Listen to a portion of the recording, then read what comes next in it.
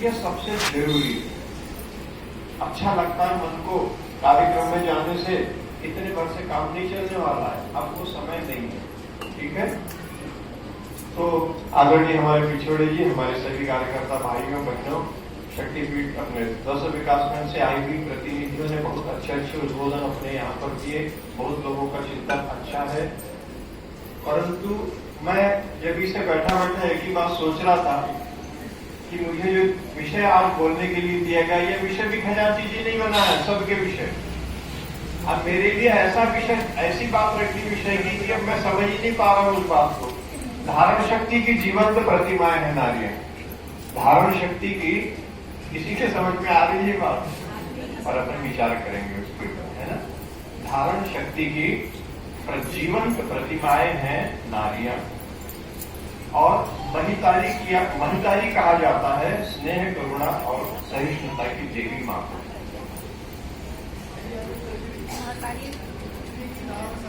स्नेह, करुणा और सहिष्णुता, ठीक है। अब सबसे पहले तो जो मैं सोच रहा था बैठे बैठे कि नारी जागरण, फिर सोचने लगा नारियां तो जन्म से जागृत रहती है, और जागरण की क्या जरूरत है।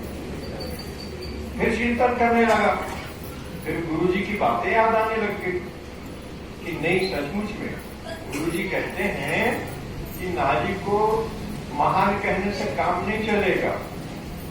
नारी यदि आज के युग में फिजूल खर्ची है, फैशन परस्त है और स्वच्छंद तरीके से रहने का उसका जो इरादा है, ये जो ऐसी जो अवांछनीय बातें हैं, इनके अलावा इनसे उपजी हुई जितने दुर्गुण हैं जो नारी में आ सकते हैं, उनके ऊपर परम पूज्य गुरुदेव ने कटाक्ष किया। दूसरी बात, घर में लड़का यदि है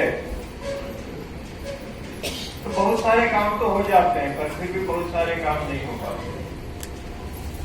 पर लड़की अगर घर में है तो कुछ भी काम घर में नहीं होता, हर काम पूरा हो जाता है। विचार कर लेना इस बात को, मैंने कहा आज का समय देखते हुए, है ना। तो जागृति तो आ रही है।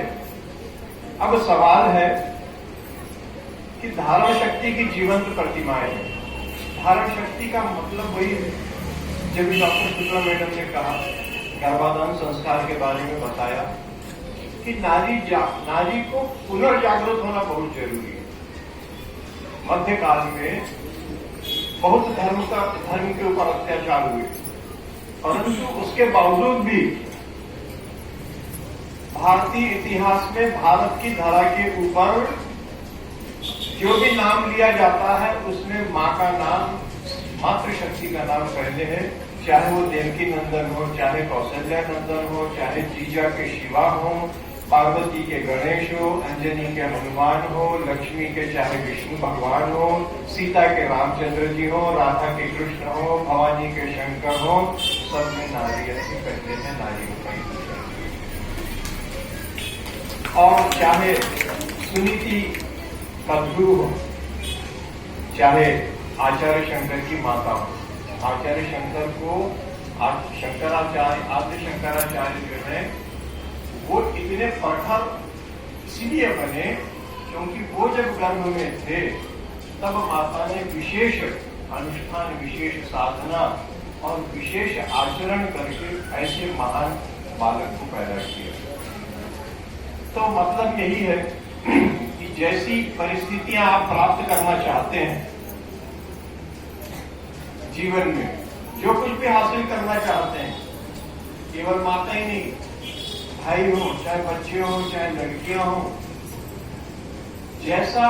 जैसी परिस्थिति आप चाहते हैं जीवन में, उसके अनुरूप आपको अपनी सोच को ढालना पड़ेगा, वैसा आपको सोचना पड़ेगा। बड़े बड़े मोटिवेशनल स्पीकर्स बोलते हैं यूट्यूब पे और व्हाट्सएप पे, आपने सुना होगा कि आप साहब जो सोचते हैं, जो जैसा बनना है आपको वैसा सोचना पड़ेगा। कभी सोचा है आपने इस बात के ऊपर कि जंगल का राजा शेर क्यों होता है, हाथी क्यों नहीं होता? हाथी भी बड़ा है, उससे जिराफ भी बड़ा है, और भी दूसरे जानवर हैं जो शेर से बड़े हैं, पर जंगल का राजा शेर को ही कहा जाता है। शेर से पूछा गया कि क्यों भाई ऐसी क्या बात है, तुम तो हाथी से छोटे दिखते हो, हाथी कभी भी तुमको मसल सकता है। शेर कहता है मैं जानता हूं मैं शेर हूं, इसीलिए मैं शेर हूं।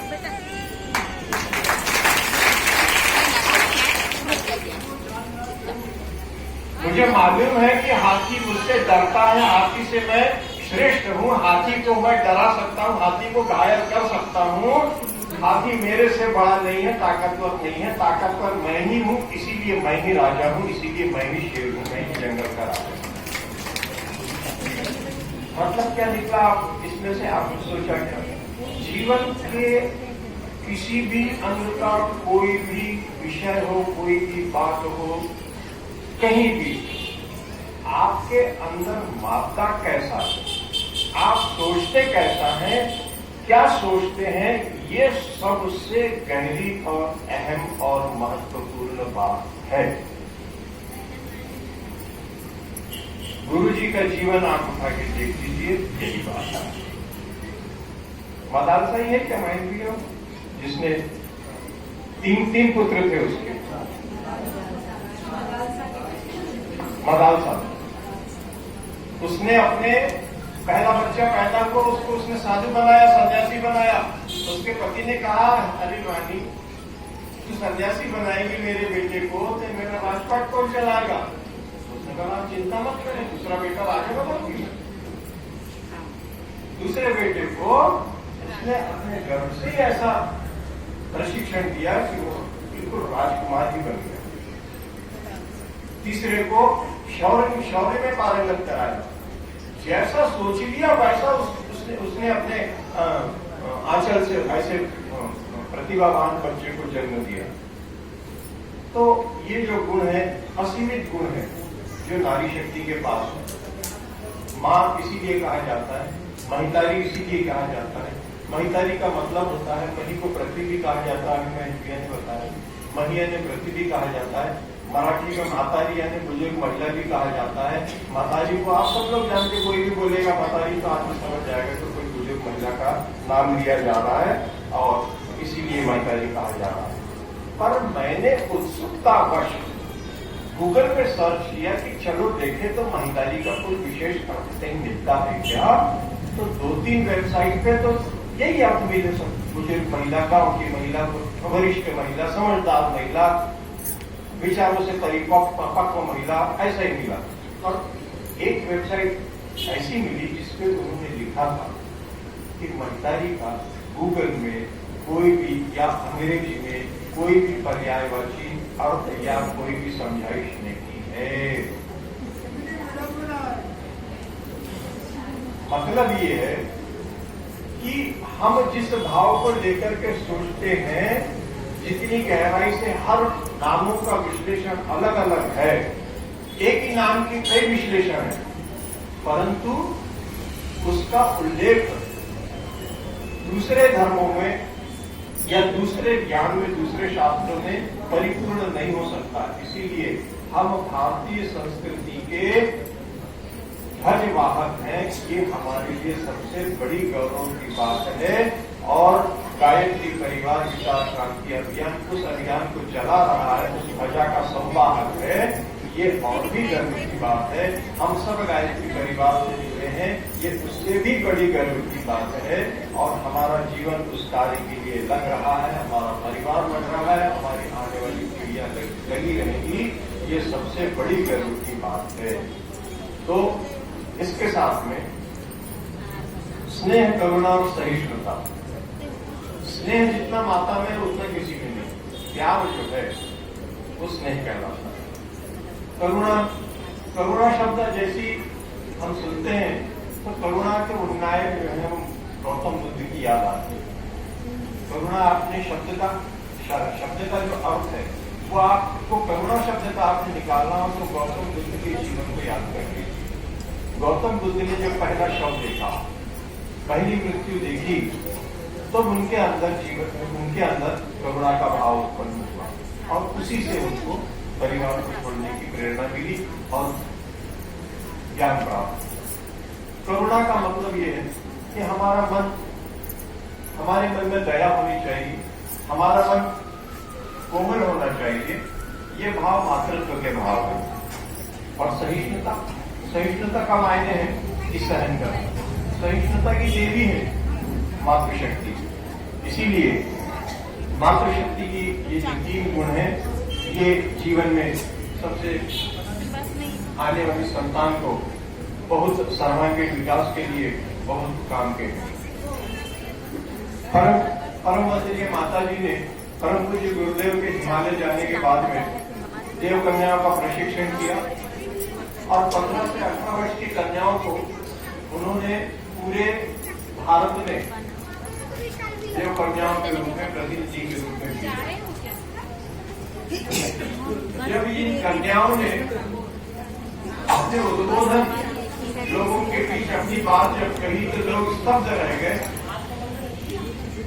लखनऊ की बात है, लखनऊ के सरकारी राज्यपाल ने जब देव कन्याओं का उद्बोधन सुना तो मंच से उतरने के बाद उन्होंने देव कन्याओं से कहा, मैं माता जी को धन्यवाद देना चाहता हूँ और शांति कुंज जब जाऊंगा तब मैं माता जी से जरूर मिलूंगा। मैं स्तब्ध हूँ आप लोगों के ज्ञान को देखकर। करऊं सदा तिनकै रखवारी, जीवी बालक राखै मातारी। यानी ईश्वर अपने भक्तों की रखवाली वैसे ही करते हैं जैसे महितारी जैसी माँ अपने बच्चों की रखवाली करती है, ऐसे ही ईश्वर भी हमारी रखवाली करते हैं। यह मातारी शब्द का भी अर्थ है और भगवान की अनुकृपा के अनुग्रह का भी एक पर्यायवाची है। उसी तरह से रामायण में भी आता है कि चतुर गंभीर राम यह तारी, बीच पाई निज बात समारी। चतुर गंभीर राम की माताजी ने बीच में पढ़ करके अपनी बात को बताया और सभी लोग रामायण को जानते हैं, रामायण को समझते हैं, उसके पूरे स्वरूप को समझते हैं। आज के इस नारी जागरण का सम्मेलन का मुख्य उद्देश्य यही है कि हम जागें और दूसरों को जगाएं। सबसे पहले हमारा जागना बहुत जरूरी है और जागने का मतलब ये नहीं है कि हम काम करने लग जाएं और पूरे उत्साह से बस भिड़े रहें। आज जरूरत है समझदारी से काम करने की, ईमानदारी से काम करने की, जिम्मेदारी से काम करने की, बहादुरी से काम करने की। ये 4 गुण बहुत जरूरी हैं जो किसी भी आत्मा को, मनुष्य की आत्मा को, चाहे नर हो चाहे नारी हो, उसके सर्वांगीण विकास के लिए बहुत ही जरूरी है। मनुष्य का शरीर ही एक ऐसा शरीर है जिसको अपने मरने के बाद का अपग्रेडेशन वो अपने इस जन्म में कर सकता है। दूसरे जन्म में चूहा या बिल्ली ये सोच ले कि मैं अगली बार शेर बन जाऊं तो वो नहीं बन सकती। आदमी अगर ये सोच ले कि मैं इस जन्म में जितना हूं उससे और बड़ा बन जाऊं या ऋषि बन जाऊं या देवता बन जाऊं, बड़ा ज्ञानी बन जाऊं, तो वो जरूर बन करके पैदा हो सकता है। इतनी काबिलियत भगवान ने उससे दी है, बशर्ते हम उन बातों को अपने जीवन में कैसे उतारते हैं, ये बात बहुत महत्वपूर्ण है। माताओं को जब कभी हम बच्चे परेशान रहते हैं, कभी किसी पंडित जी से पूछते हैं कि पंडित जी बताइए ये बहुत परेशानी में है, बच्चा पढ़ाई नहीं कर पा रहा है, इसकी जिंदगी में अमुक अड़चन आ रही है, तो पंडित जी कहते हैं पिताजी तो नहीं, माँ तुमको करना पड़ेगा इसके लिए। मैं पूजा बतलाता हूँ, ये पूजा करना या ये उपाय करना, पीपल की प्रदक्षिणा करना, हम विष्णु भगवान को ये भोग लगाना। तो माँ को करने का, बताने का आशय ये रहता है कि माँ सबसे पहले तो स्त्री होने के नाते दुर्गुण जितने हैं वो कम से कम माता में, दुर्व्यसन कम से कम माता में, पवित्रता ज्यादा से ज्यादा, पुरुषों से ज्यादा पवित्रता मातृशक्ति में है। ज्यादा से ज्यादा भगवान को मनाने की ताकत मातृशक्ति में है। आदमी से ज्यादा जिद, आदमी से ज्यादा मादा, आदमी से ज्यादा हिम्मत, आदमी से ज्यादा किसी भी बात को करने की ललक, महत्वाकांक्षा, ये सब जितने गुण हैं ये मनुष्य से, नर से ज्यादा नारी में है। इसीलिए आज जितनी प्रगति है, आज देख लीजिए आप, जहां नजर दौड़ाइए, आप पूछिए तो सही कि नारी कहानी में था। पायलट जेट प्लेन उड़ा रही है, मिलिट्री में फाइटर प्लेन उड़ा रही है, एवरेस्ट पे जा रही है, राष्ट्रपति बन गई, और कहां कहां कौन कौन सा क्षेत्र आप पूछिए क्या नहीं कर रही है महिला, सब कर सकती है।